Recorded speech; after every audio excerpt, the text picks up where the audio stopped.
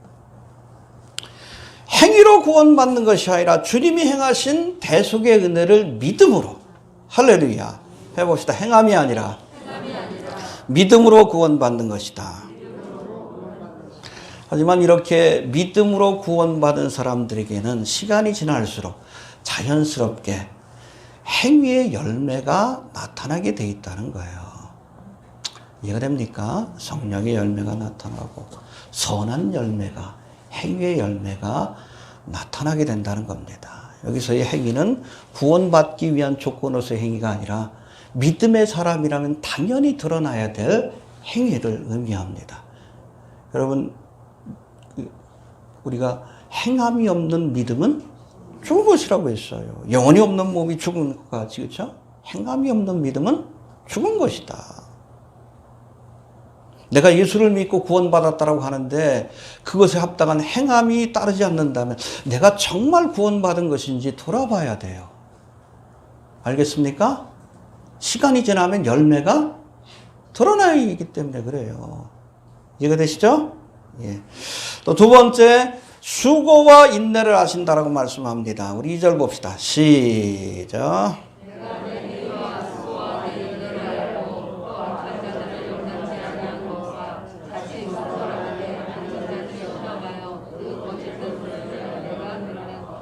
예, 여기 보니까 내 수고와 인내를 안다. 수고라는 단어는 헬라어로 코폰이라고 하는데 그냥 노동이 아니라 고통을 동반하는 수고를 의미합니다. 주님을 위해서. 그리고 인내라는 것은 휘포메네라고 하는데 이것은 고통스러운 그 상황을 견뎌낸다는 뜻을 갖고 있어요. 왜? 핍박과 환란이 있으니까. 그렇죠? 구체적으로 뭐라고 말씀합니까? 3절 봅시다. 시작.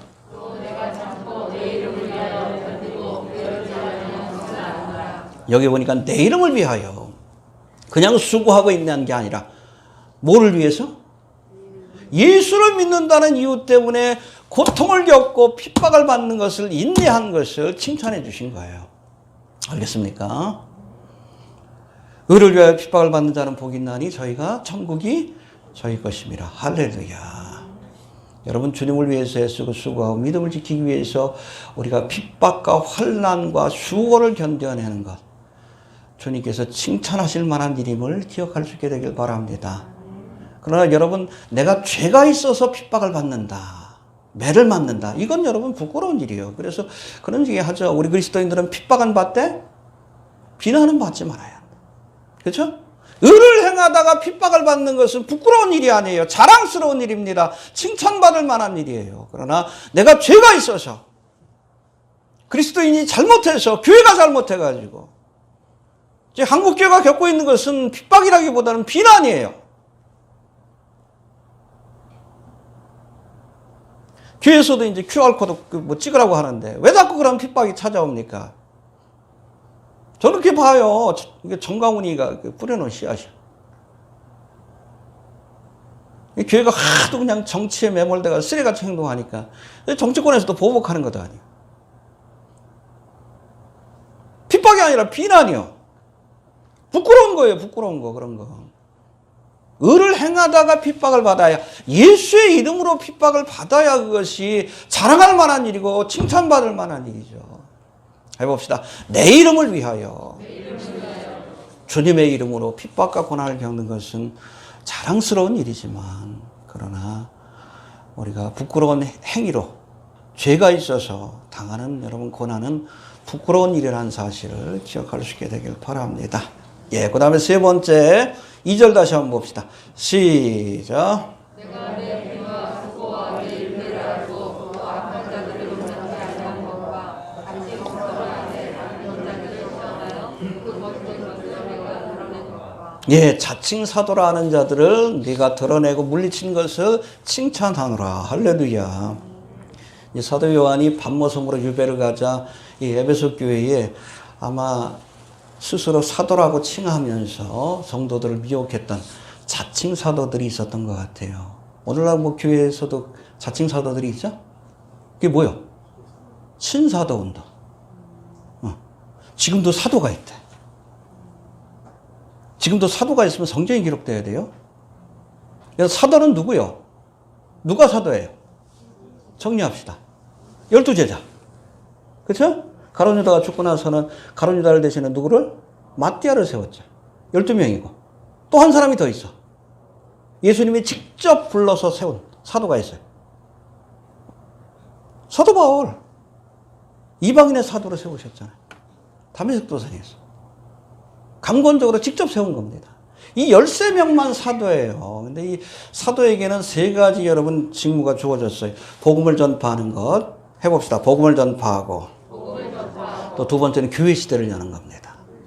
교회 시대를 열고 또 세 번째는 가장 중요한 것인데 이 사도는 예수님과 직접 함께 하면서 주님의 말씀과 또 행적을 보고 들은 사람들이야. 근데 이 사도들이 죽고 한두 명씩 이렇게 나이가 들어가지고 돌아가시니까 또 순교로 돌아가시니까 어떤 일이 벌어져?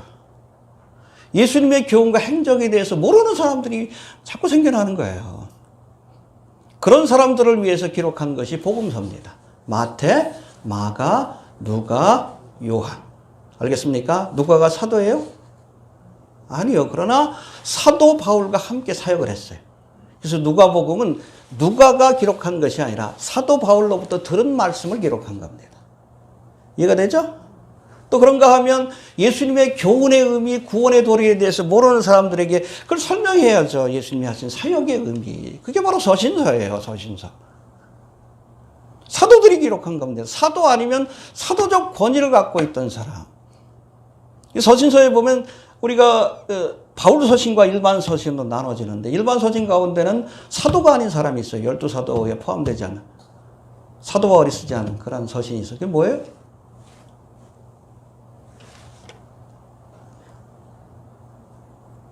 주의 형제 야고보가 쓴 야고보서 있죠? 예수님의 동생이 쓴 거예요. 사도는 아니지만 사도적 권위가 있어. 왜? 태어날 때부터 예수님을 본 사람이에요. 그렇죠? 공생의 기간 동안에 예수님을 제대로 안 믿었지만 나중에 회개한 거예요. 그리고 유다서. 가룟 유다가 아니에요. 주의 형제 유다입니다. 예수님의 4명의 동생 가운데 그 야고보와 유다가 쓴 글이 바로 야고보서이고 유다서입니다. 사도는 아니지만 사도적 권위를 갖고 있는 분들이 쓴 글이기 때문에 27권 신약 성경 안에 포함이 될 수 있었던 겁니다. 근데 만약에 여러분 지금도 신사도 운동하는 사람 있죠. 그 대표가 누구요? 플로신학교에 교회 성장을 가리키던 그 피터 와그너라는 사람인데 지네들끼리 모여가지고서 야 우리 사도하자. 서로 안수 주고서 사도를 세웠어요. 12명. 지네들이 사도래. 이게 자칭 사도예요. 자칭 사도. 그래서 이단이라고 하는 거예요. 신사도 운동을 왜 이단이라 하는지. 사도의 시대는 끝난 겁니다. 만약에 지금 사도의 시대가 계속 이어진다 그러면 그 사람들도 성경을 써야 돼. 사도적 권위를 가지고. 그게 이단이지. 성경에서 뭐라고 그랬어요? 내가 기록한 말씀에서 더하지도 말고 빼지도 마라. 근데 지금 사도가 있다 그러면 성경이 기록돼야 돼. 예수님부터 직접 받은 계시를 가지고 또 성경을 기록해야 돼. 그러니까 여러분 신사도 운동이 이단이에요. 그 안에서도 여러분 성령 운동한다 그러지만 아니요. 쿤달리의 영, 미혹의 영을 전파해요. 다락방도 신사도 계열이고 변승우 목사도 신사도 계열이요. 얘네들의 종말론은 특별히 여러분 후천연설 로마 카톨릭하고 똑같아. 자기들이 이 땅에 하나님의 나라를 세우면 그때 비로소 예수님이 오신다. 데이비드 차도 마찬가지예요. 신사도 계열의 종말론은 그대로 따르고 있어. 그러니까 뭐 우리가 하나님 나라의 군대를 우리가 만들어가지고 예루살렘까지 가자. 엉뚱한 소리 하지. 하나님의 나라를 우리가 만드는 게 아니요. 위로부터 내려오는 거예요. 나라의 임하옵시며. 날마다 기도하잖아. 기도하면서도 그 의미를 몰라. 그래서 신사도 운동을 우리가 이단이라고 하는 겁니다. 이해가 되시죠? 종말론적으로도 문제가 되고 신학적으로도 문제가 돼. 자칭 사도예요. 사도 아니에요. 자칭 사도입니다. 거짓 사도. 이걸 분별하여 물리쳐야 합니다.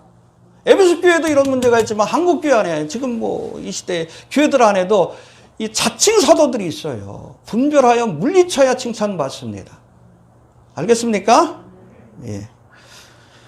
그리고 네 번째 칭찬한 말씀이 있는데 이것도 이단과 관계돼요. 6절 한번 봅시다. 6절 시작.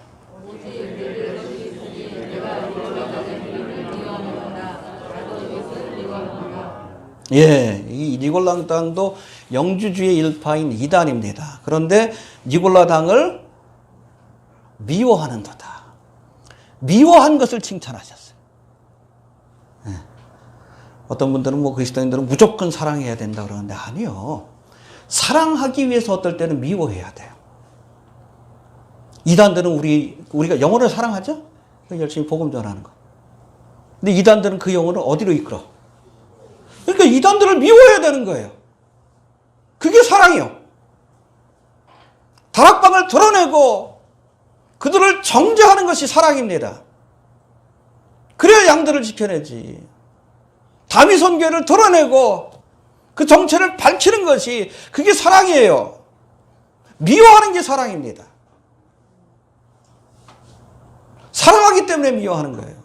그래서 우리가 생명을 사랑합니다. 그렇죠? 그러니까 살인자를 미워하는 거지. 이해가 됩니까? 하나님을 사랑하니까 마귀를 미워하는 거다.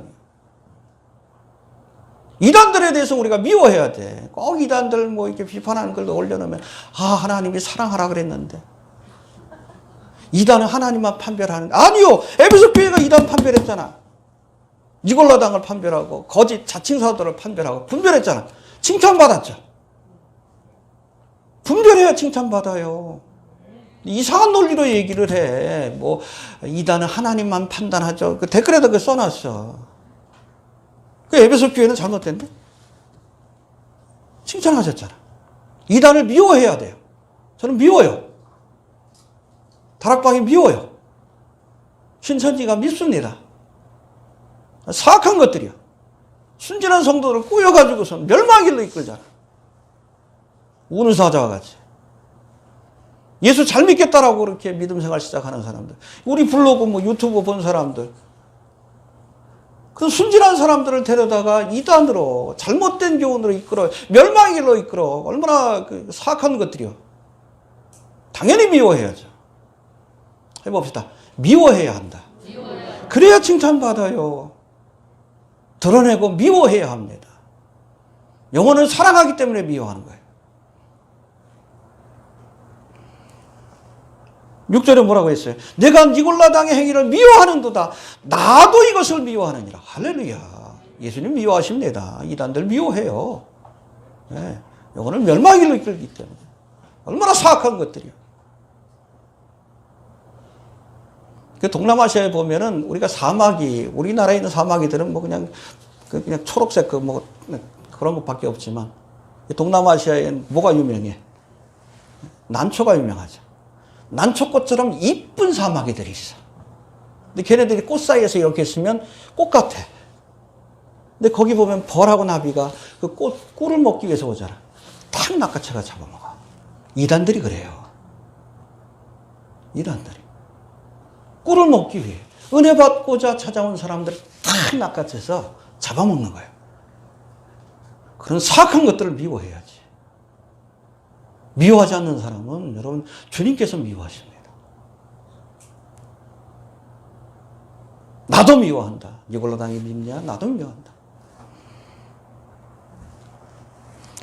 알겠습니까? 예.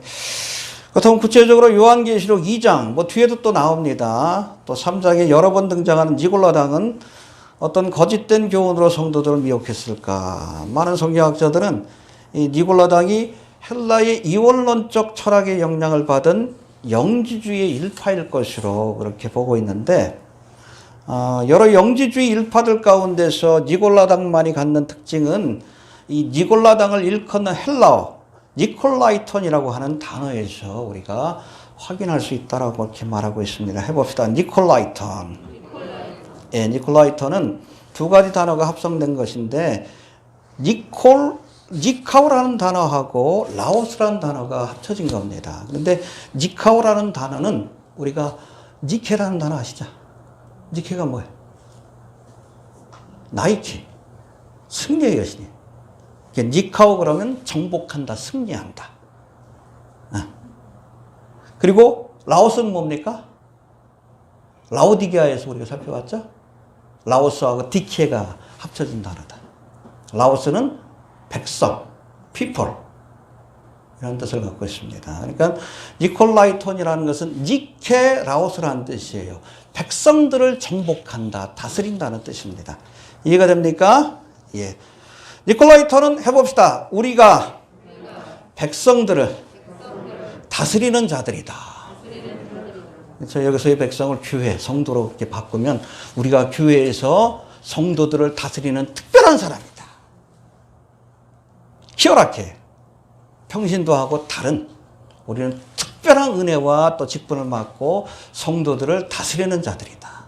이게 바로 니콜라당이에요. 니콜라당. 근데 성경에서 뭐라고 했어요?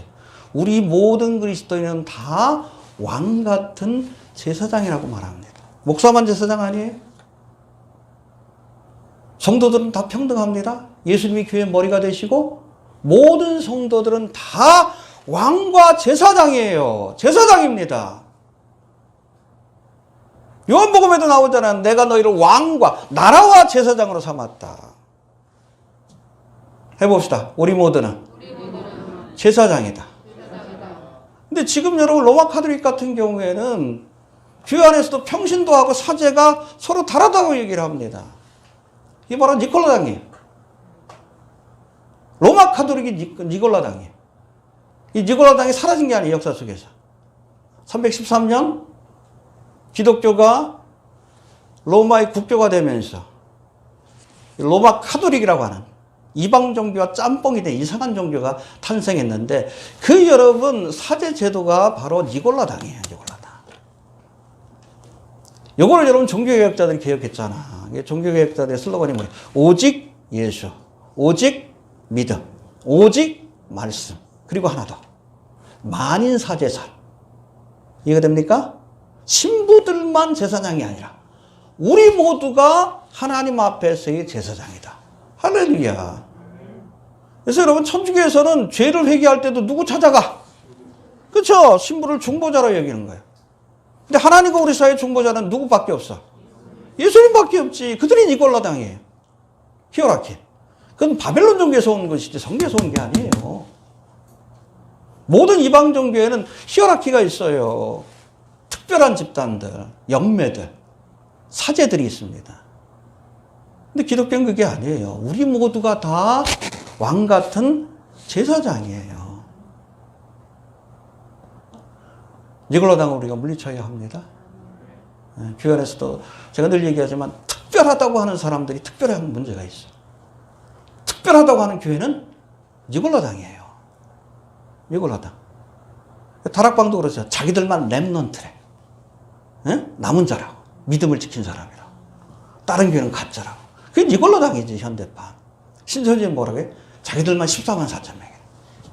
지난번 댓글 보니까 이 여러분 다락방 중에서도 보니까 70인의 표를 받은 사람이 있대. 그 안에서도 경쟁을 일으키는 거예요. 그렇죠? 자기들만 렘넌트라고 하는데 그 안에서도 70인의 표를 받은 사람 거기 들어가려고 그렇게 충성 경쟁하는 거예요. 류광수 앞에서. 그게 피라미드지 뭐요? 뉴월드 오더지.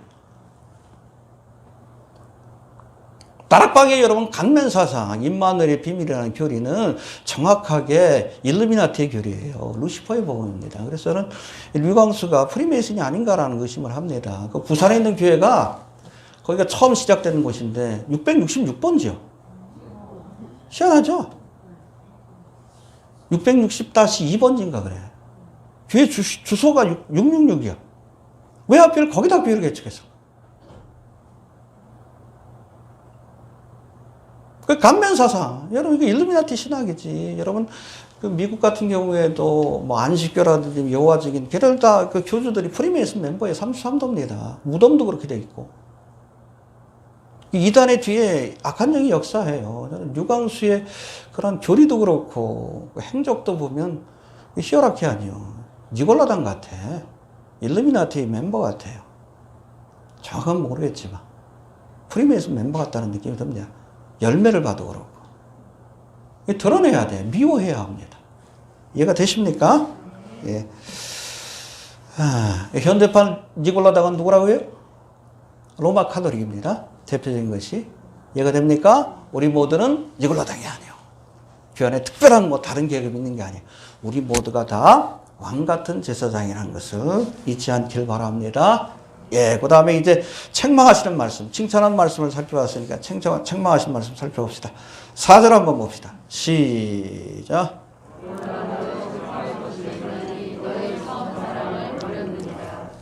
예, 해봅시다. 처음 사랑을 버렸다. 예. AD 60년경에 사도 바울이 로마 감옥에서 쓴 그 옥중서신 가운데 하나가 바로 에베소서입니다. 에베소 교회에 보낸 편지예요. 근데 요 당시에 에베소 교회에 편지를 보낼 때는 에베소 성도들의 사랑을 칭찬했어요. 처음에는 사랑에 문제가 없는 교회였어요. 한번 볼까요? 에베소 1장 15절 한번 봅시다.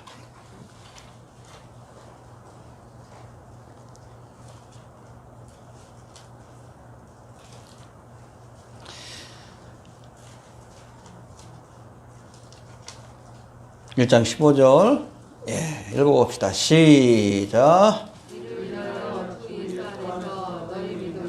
모든 성도를 향한 사랑을 나도 듣고 할렐루야. 칭찬할 만큼 사도 바울이 칭찬할 만큼 그렇게 사랑이 충만한 교회였습니다. 그런데 시간이 지나면서 아마 이단들과 영적 싸움에서 믿음을 지키고 또 핍박을 이겨내고 인내하는 과정 속에서 마음이 강팍해지고 그 과정 속에서 사랑을 잃어버린 것 같아요. 근데 여러분, 사랑은 기독교의 본질입니다. 우리 신앙의 본질이에요. 믿음, 소망, 사랑 이 세 가지는 영원히 할 것인데 그 중에 제일은 그렇죠. 예수님도 모든 율법과 선지자의 강령, 그러니까 성경에 있는 모든 계명들을 요약하면 뭐라고 했어요?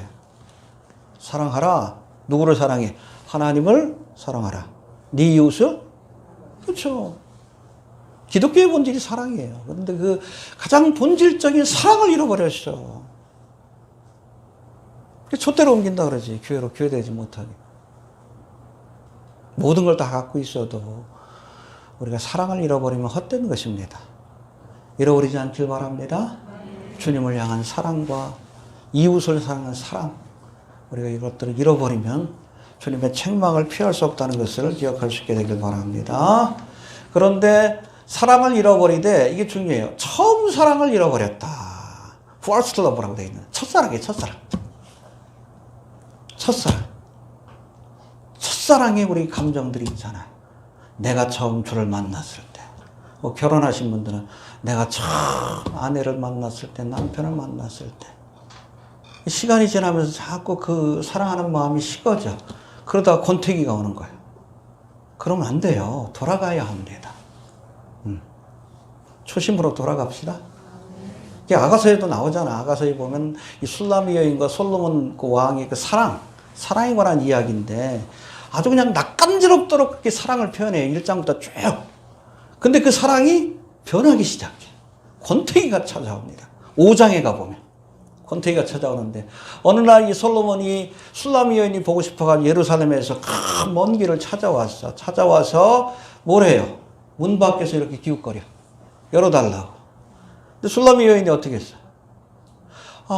나 지금 씻고 그리고 침대에 누워있는데 신발도 벗고.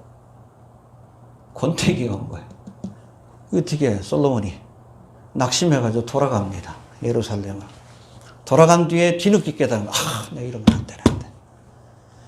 그래서 어렵게 예루살렘으로 이렇게 다시금 솔로몬을 만나기 위해서 길을 가는데 길 가는 과정 속에서 많은 어려움을 겪어요. 파수꾼한테 두들겨 맞기도 하고. 여러분, 주님이 오셨을 때 영접해야 합니다. 가시고 나서 찾아가려면 7년 대환란 겪어야 돼. 두들겨 맞아요. 왜 그런 일이 생겨요? 처음 사랑을 잃어버렸기 때문에 그래요. 그래도 사모한테 가끔 농담 삼아서 초심을 잃지 말자. 시간이 들어서 더 뜨겁게 사랑해야지. 그렇죠? 그래야 되는 거예요. 알겠습니까? 처음 사랑을 잃어버리지 맙시다. 내가 주를 처음 만났을 때. 그럼 우리 찬송가도 있잖아요. 잃어버리지 맙시다. 그냥 예수라는 이름만 우리가 떠올려도 눈물이 흐르고, 그렇죠? 십자가만 생각해도 가슴이 메어지던 이 처음 사랑을 잃어버리면 안 돼요. 그런 분들이 있다면 자꾸 그냥 신앙생활 하다 보면 습관화되다 보면 이게 종교로 바뀔 수가 있어요. 믿음이 아니라 신앙이 아니라 이게 사랑이 식어지면 종교로 변하는 거예요. 관습자게. 그러면 주님께서 촛대로 옮긴다라고 심판하시는 거예요. 처음 사랑을 우리가 되찾읍시다. 부탁드립니다. 우리 부부들도 처음 사랑을 회복하시길 바랍니다. 내가 처음 이 사람을 만났을 때 그 마음을 잃어버리면 안 돼. 언제까지? 죽을 때까지 잃어보지 말아야지. 이해가 됩니까? 예. 아무튼 이렇게 처음 사랑을 잃어버렸다 하면서 회개할 것을 요구하시는데 세 단계로 표현합니다. 5절 다시 한번 봅시다. 5절 시작.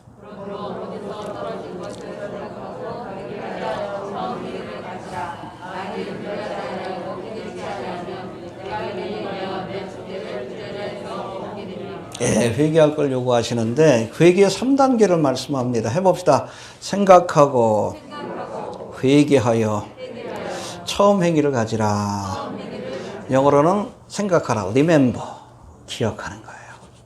내가 처음 주님을 만났을 때, 내가 처음 이 남자를 만났을 때, 이 여자를 만났을 때 기억하시길 바랍니다. 그렇죠? 기억해야 합니다. 그 다음에 repent. repent는 돌아간다는 뜻이에요. 이렇게 길을 가다 잘못됐으면 쫙 돌아가야지. 그렇죠? 아버지의 집을 떠났던 탕자가 거기서 이방 땅에 서랑방탕한 삶을 살다가 고난을 만나니까 아버지의 집을 생각하고 돌아가기를 시작했어요. 결단했어요. 그게 repent예요. 돌아갑시다. 그리고 처음 행위를 가지라. repeat라고 돼 있어요. 이제는 돌아가서 어떻게 돼? 그 자리에 머물러 있어야지. 탕자가 아버지 집에 돌아갔는데 심심해. 또 가출하면 안 돼.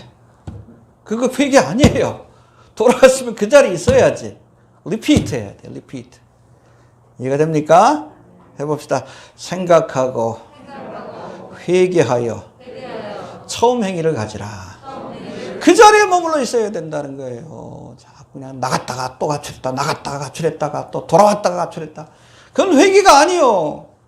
진정한 회개는 여러분 한번 우리가 깨달았으면 믿음의 자리로 돌아와서 거기에 머물러 있어야지. 처음 행위를 가져야지.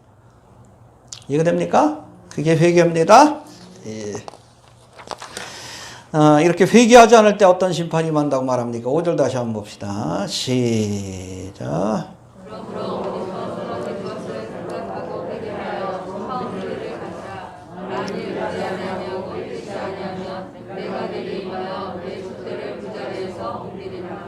예, 여기 촛대는 뭘 상징한다 그랬죠? 우리가 앞서서도 7 촛대 사이를 주님께서 거니신다 그래요. 촛대가 뭐예요? 교회. 처음 사랑을 잃어버리면 기독교의 여러분 본질이 사랑인데, 그렇죠? 촛대로 옮기시겠다. 에베소에서 교회를 없애버리겠다. 이 역사적으로 이루어졌어요. 지금 터키 이 지역을 가보셔요. 에베소 교회는 초대교회 중심교회고 비잔틴 시대에도 여러분 교회 중심교회로 엄청난 교회에 여러분 유적지가 남아있어요. 근데 지금 교회는 없어. 촛대를 옮기신 거예요. 이슬람 지역으로 다 바뀌었어요. 에베소 교회뿐 아니라 에서부터 사빌라 7교회 전체가 다. 처음 사랑을 잃어버렸기 때문에. 유럽 교회들도 마찬가지예요. 한때 여러분 종교개혁을 통해서 또 놀라운 하나님의 말씀을 통해서 부흥됐던 그 지역. 지금 옛날 교회들이 다 뭐로 바뀌어? 술집으로 바뀌고 모스크 상원으로 바뀌고. 지금 저도 최근 들은 이거 설교 준비하면서 들은 이야기인데 유럽에서 정기적으로 교회를 다니시는 분들, 예배를 드리는 사람 1%밖에 안 돼요. 촛대가 옮겨진 거예요. 왜? 처음 사랑을 잃어버렸기 때문에. 종교개혁의 산실이고, 여러분, 영국에서는 웨슬레, 우리 교단도 웨슬레 신학을 얘기하는데. 1%밖에 안 남았어. 촛대가 옮겨진 거예요. 근데 여러분, 소아식 교회, 에베소 교회, 유럽 교회뿐 아니라 한국 교회도 정신 못 차리면 촛대가 옮겨지는 거예요. 지금 그러고 있는 현상들이 보이는데 정신 차려야 합니다. 우리 주는 교회도 처음 사랑을 잃어버리면 촛대로 옮기시는 거예요. 교회가 교회 되지 못한다는, 교회를 그냥 무너뜨리겠다는 얘기예요. 에베소 교회에 그런 심판이 임했어요. 유럽의 교회들에게 그런 심판이 임했습니다. 한국 교회도 그런 심판을 받을 수 있으면 우리가 알아야 돼요. 자꾸 정치화하고 돈이나 추구하고 배도의 길을 가고 이거 어떻게 해요? 하나님이 촛대로 옮기시는 거지. 회개해야 합니다. 그래서 우리가 리멤버 어디부터 잘못됐는지 생각해야 돼. 회개의 첫 단계가 리멤버라고 그랬죠. 응? 내가 어디부터 잘못됐는지, 죄를 짓다가 하나님 앞에 멀어졌는지, 아니면 그냥 게을러가지고 그냥 신앙생활을 제대로 못해가지고 멀어졌는지, 리멤버하고 리펜트하고 우리가 리피트 해야 합니다. 그러지 않으면 주님께서 촛대로 옮겨요. 교회를 아예 그냥 없애버린다는 거예요. 없어졌잖아. 아시아 일곱교회. 유적지밖에 안 남았어요. 제가 뭐 성지가 좋다 거기 보면 성지, 터키 요즘 제가 일부러 한번 봤더니 거기 비잔틴 시대 때 얼마나 큰 성당이 있었는지. 카톨릭 교회입니다. 아무튼 교회가 아니라 하나의 도시 같아. 얼마나 규모가 큰지. 근데 그게 다 사라졌어. 촛대가 옮겨진 거예요. 지금의 모습에 우리가 만족하면 안 됩니다. 처음 사랑을 회복해야 합니다. 알겠습니까? 예. 그리고 7번째 해봅시다. 7절 시작.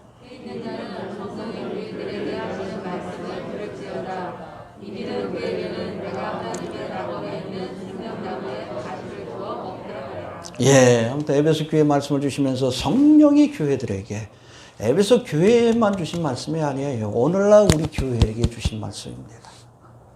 알겠습니까? 에베소 교회를 통해서 너희도 처음 사랑 잃어버리면 촛대가 옮겨진다. 그 말을 들으라는 거예요. 들어야 합니다. 예, 그리고 이기는 자에게 주시는 약속. 여기서 이기는 자는 누구요? 구속받은 모든 성도들을 의미합니다. 할렐루야.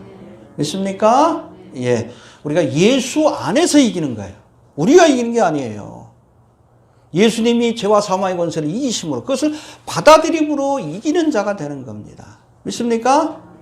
주님께서 이기게 하시는 겁니다. 그게 신앙의 영적 싸움은 내가 싸워서 이긴 게 아니에요. 주님이 이기게 하시는 거예요. 이해가 되시죠? 특별히 이기는 자에게 이 에베소 교회는 어떤 약속을 주십니까? 낙원에 있는 생명나무 실과를 먹게 하리라. 할렐루야. 7절 다시 한번 봅시다. 시작.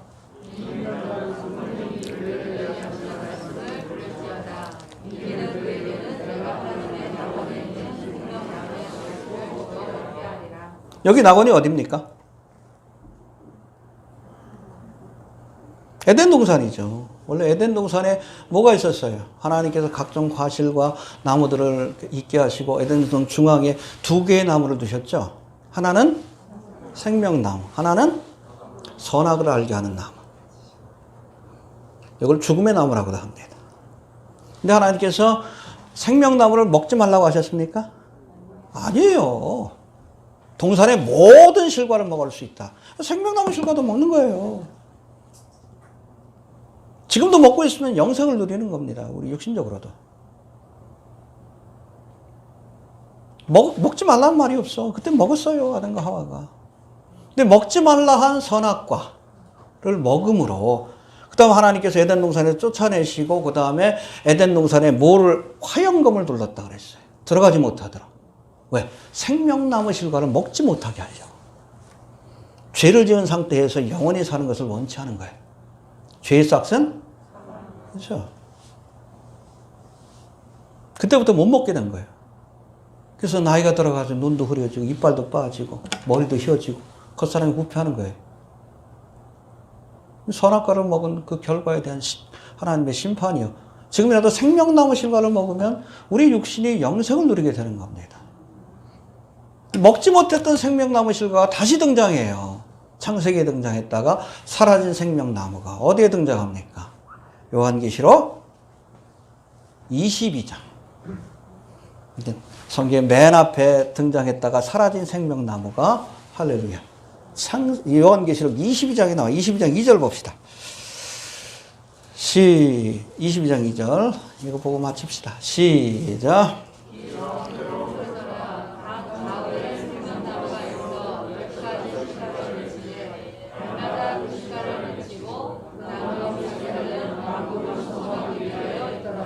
할렐루야. 신천진지 새 예루살렘에 생명나무가 다시 등장해요. 그걸 먹으면서 우리가 영생을 누리게 되는 겁니다.